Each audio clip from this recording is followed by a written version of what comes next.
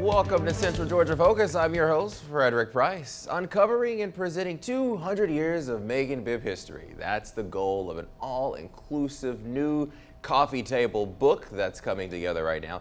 Today we talk about a new book that's calling on the entire community to unite and share their histories and talents. We are joined by Dr. Joshua Murphy, who served as the Bicentennial Administrator, and Mr. Alex Habersham, who served as the co-chair of the Bicentennial Committee. Thank you, gentlemen, for being here with us.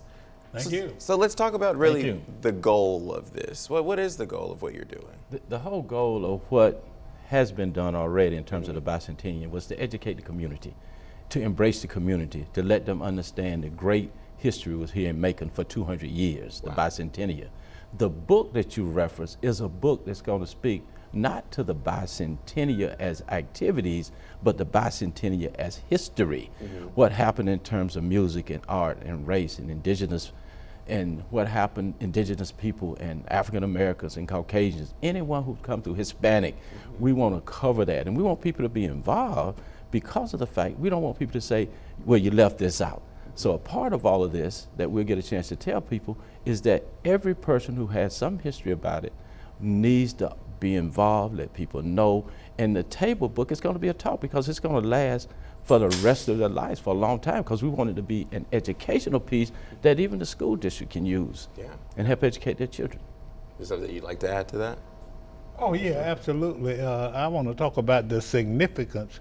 You know, sometimes we don't realize the importance of history as it relates to being familiar with what has happened, and that will help to pave the road for what will happen. We can use those experiences that happen to kind of forge what we need to address, what we need to do psychologically, socially, educationally, economically, and spiritually. The kind of approach we ought to take in the future and now to improving and making this a better community. So let's talk about some of the topics: government affairs, music, art, education, community, civics, involvement, athletics, a wide range of things. Can you kind of specifically talk about some of these things that are going to be in this book? Yeah, well, that I'm glad you asked because that's why we are soliciting information from the community. You know, no job too large, no job too small. You know, as it relates to asking individuals to have input, because we all are a part of history, and then we can't minimize, you know, those things that are not necessary, that people are not necessarily familiar with, because it hasn't been the story. All stories have not been told. So this is an opportunity for the community, all elements of the community, to tell its story. You're soliciting people right now, as you alluded to come and tell their story. Is somebody that's watching this right now, how can they get involved in this? What we're doing, we're working with a group by the name of Beers and Associates out of Montgomery, Alabama. This guy, Ron Beers, I call him a genius. So he's come to us, and you gave a list of the 12-month series. So we want people to come in and be a part of that. We schedule meetings, we send information out, it's well publicized, and we want them to come. We usually meet at the mayor's office at City Hall to have that monthly. And first, what we're looking at now is writers, videographers, photographers, because when you started reading history, so young people understand. A lot of people in this generation, they want photos, they want pictures. Right. So when they start reading, they can say, oh, I can see transportation. Oh, I can see history. Oh, I can see who was involved with music. I can see who was involved with sports, spirituality. I can see the history of churches, even the history of burial grounds, even the history of the architect. All here. Iconic Maconites and iconic businesses, they can see the photos of those individuals.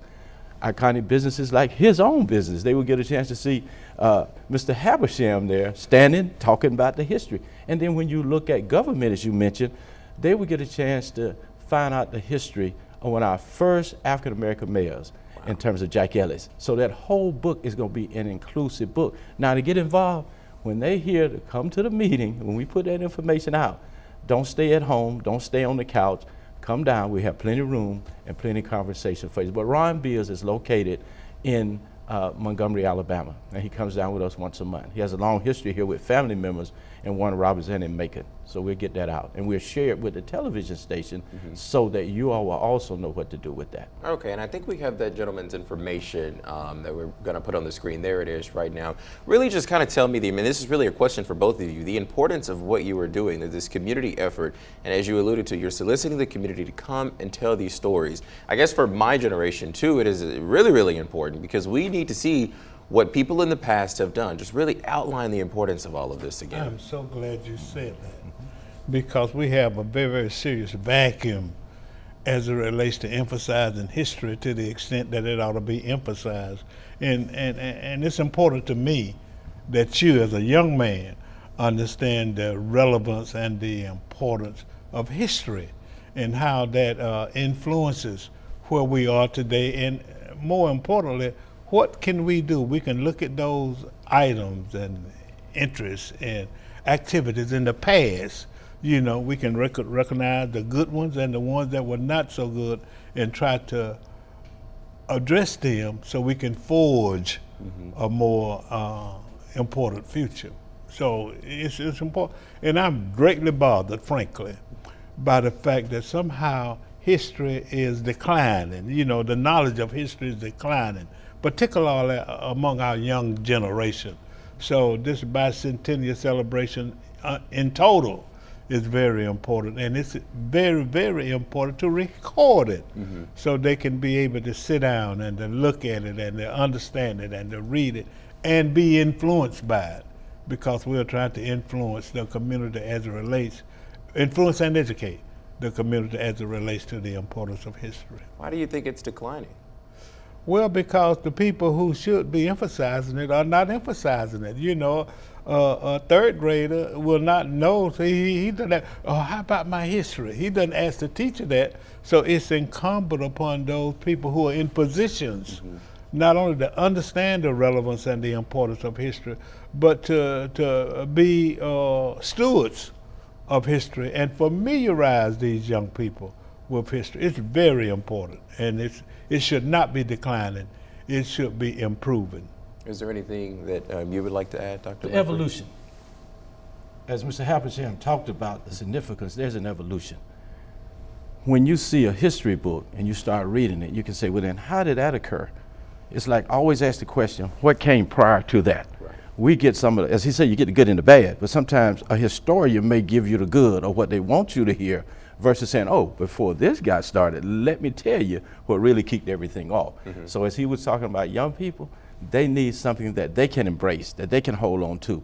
The historian themselves would write about it, but how do we get the people to teach and to educate? They too must know about it. So that's the whole piece. It's a huge evolution that we're doing here. We've got a member of our committee, Dr. Thomas Duval, and he has come up with an activity, an initiative called the school to prison pipeline. And he alleges that, and I agree with him, that the reason that so many people, young people, get in trouble and go to prison is because they don't value who they are. They don't value their ancestors. They don't value where they came from. And if, in fact, you had a knowledge of how rich the history is, I mean, Macon, Georgia is phenomenal as it relates to historians and important people. Man, you'll be blown away if in fact you'd have this book that we're talking about, that we want everybody to have input in, and read about, you know, architecture, music, education, spirituality, churches, a whole lot of very, very, very influential and world famous people came from Macon, Georgia, and a lot of our young people don't even know it. That is true. A good point that you make. We're going to continue our conversation. First, we're going to take a break. When we come back, we're going to talk more specifics about how you can submit your information, pictures, and even talents to the creation of the Macon History Book. Stay with us. We're back in a moment.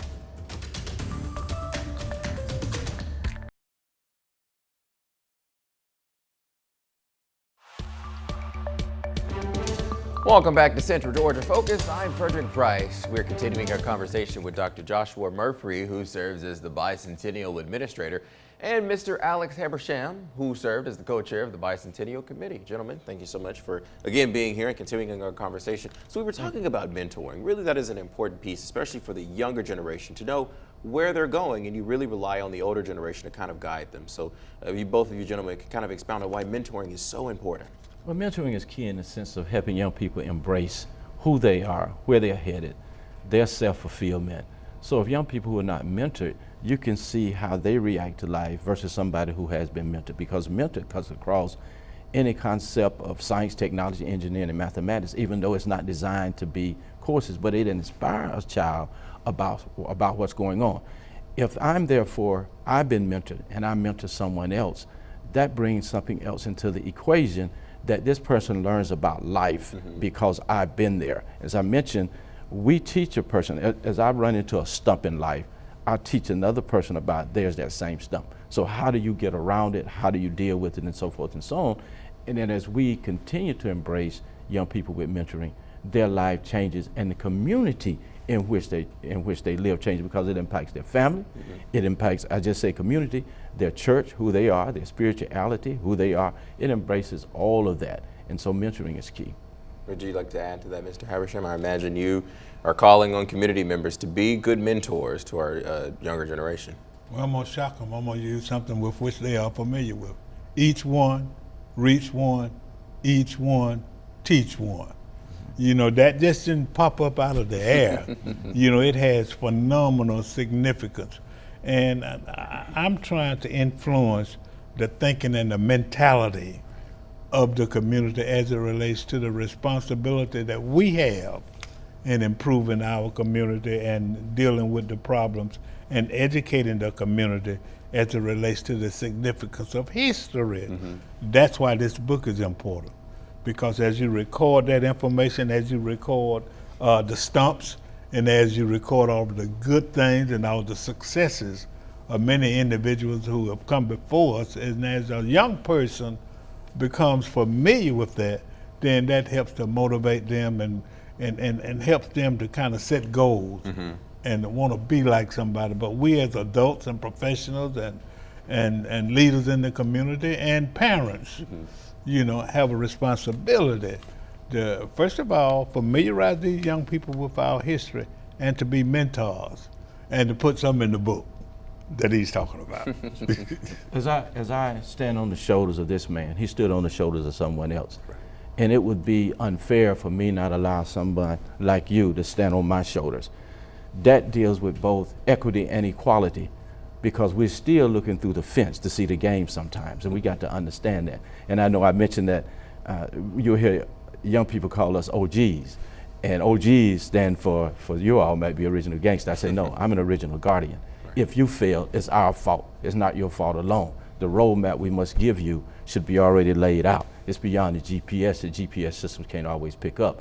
To sit next to a man who went to Savannah State, to sit in between both of y'all who also went to an HBC, the University of Arkansas at Pine Bluff, and me at Fort Valley State, me at Howard University. It makes a strong difference when young people look at us, because we can tell them, if you want to learn about the history of a history book before the book is written, those universities and colleges, they have that information. I want to talk about something else too. 100 black men. Can you tell me a little bit more about that and just the importance of that in this community too? 100 Black Men started in 1963 with David Dinkins and others, Jackie Robinson in New York City. And the reason they started is because African American police officers could not arrest white criminals, and they built solidarity. How they got their name when they were keeping the road there in New York, the guy say, we went through a whole meeting, say, then what are we gonna call ourselves? The guy say, well, it's 100 folks on the roster in here, and we're all in here black. He said, let's call ourselves 100 Black Men.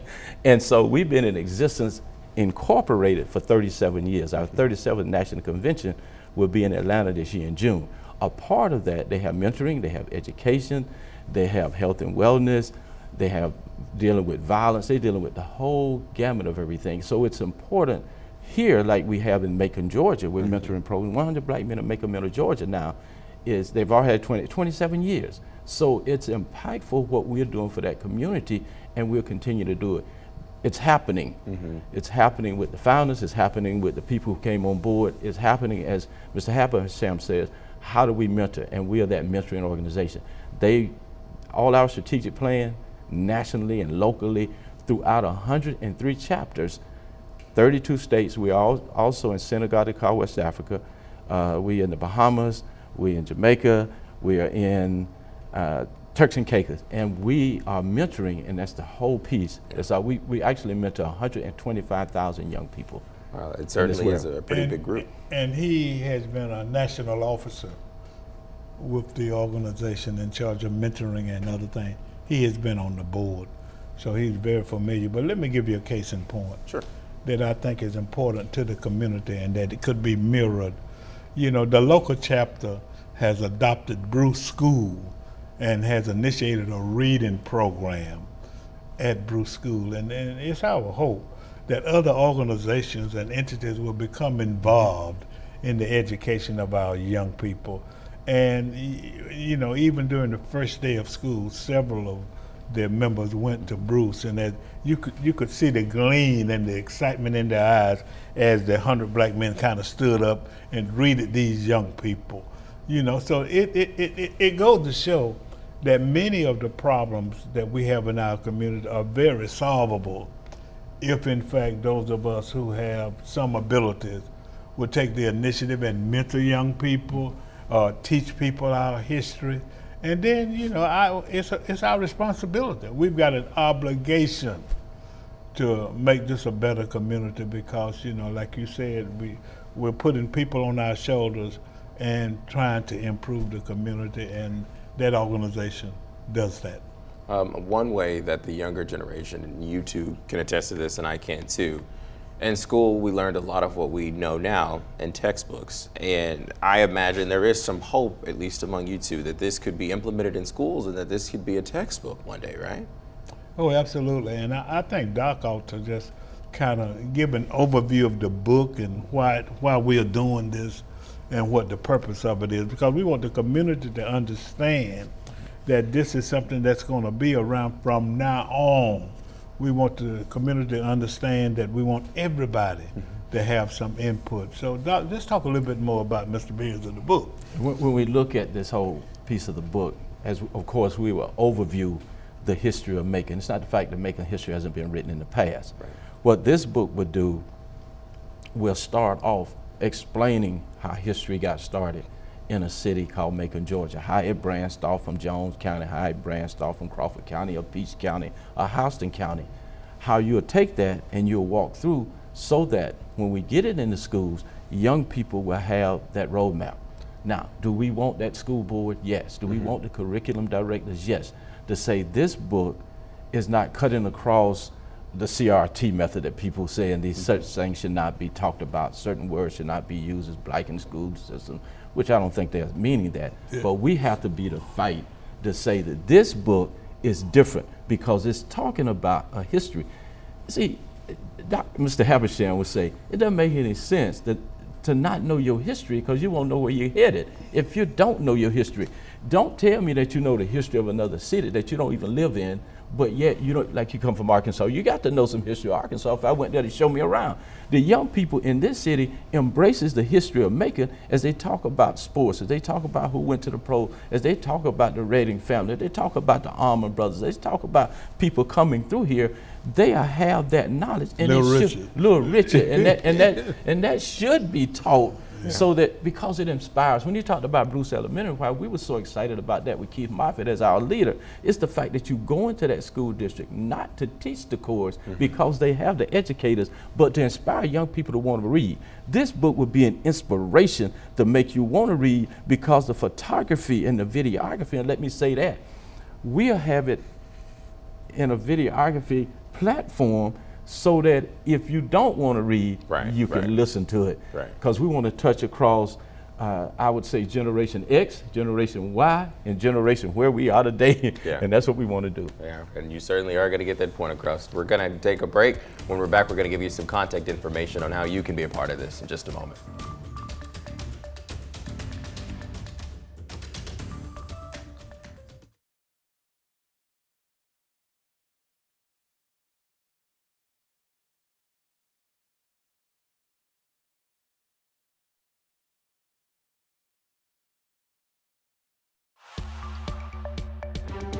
Welcome back to Central Georgia Focus. We are wrapping up our conversation. So people that are watching this are going to want to know how they can get in touch with you gentlemen. Could you let our viewers know how can they reach out to you if they want to be a part of this?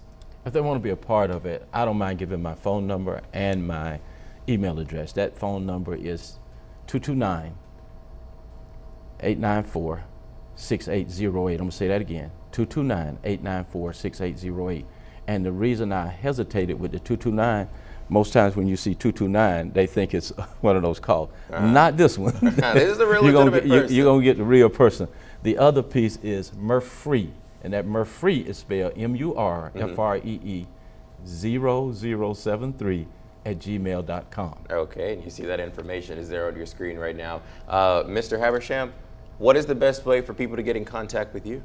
Well, it's very easy for me. My email is habersham7, the number 7 at gmail.com. And my phone number is 478-464-0074. And my office is 590 DT Walton Way, right downtown, right behind City Hall. And you can call me and drop by, and Dr. Murphy is oftentimes there. So if you want to meet with us, just call us. We'll be glad to meet with you either at City Hall or at my office. Should be fairly easy to find you gentlemen. Yes. Is there a general contact if people want to learn more about the book or how they can get involved too that perhaps you all can relate? Dr. Murphy. That's it. The information I gave them, and then I linked them with Mr. Ron Beers in Montgomery, Alabama. Okay, sounds sir. good. So going back to having, I guess, a textbook version of this, has there been any thoughts to have this in the Bibb County schools by any chance? Well, we've got thoughts, but you know, we don't want to put the cart before the horse. Certainly. You know, we have to present it to the Board of Ed. Once it's finished and the value is obvious, then we will try to cross that bridge at the time, because, you know, things are very, very technical as it relates to what's added to the curriculum nowadays with CRT or CTR or TRC, whatever they want to call it. But I think because of the value and the significance of the history, of the information, as the role that it can play in making our kids more responsible and motivated and dedicated, then it'll be something that we'll address when the situation presents itself. When you mentioned when it becomes finished, can you kind of recap what are some of the contents that you all need to get this book to completion now? What writers? We're looking for people who want to write, and people who want to be videographers, and people who actually have a story to tell. And as I stated, don't sit at home, because that's important, and that means everyone. And I love what Mr. Habersham said. Having been a former school superintendent, it's important to respect your school district and respect the educators out there that's trained to do their job, that we won't overstep thinking about what we should do rather than meeting about what we should meet about and say, this book will inspire education to the next level. Because when you write a book of this magnitude, it's not just talking about education from the standpoint of English or math. It's all there when you start talking history. And history does that for people who love history. Historians will tell you that, because they'll tell you numbers. 1823 to 2023, that's 200 years. That's mathematically sound. How do you get to the tricentennial? So I'm saying all of that to say, don't just see it as a history book, but the table talk and the table talk book will be that kind of book that will inspire other educational systems around this country to do something similar to their city. Well, you two gentlemen, I do appreciate you for being here and talking about this. Clearly, it is important to you all, and it's going to be very, very important to this community once this book is released, and I'm excited to see how it all comes together. Thank you so much for being here, and thank you so much for watching Central Georgia Focus. We'll see you next time. Have a good one.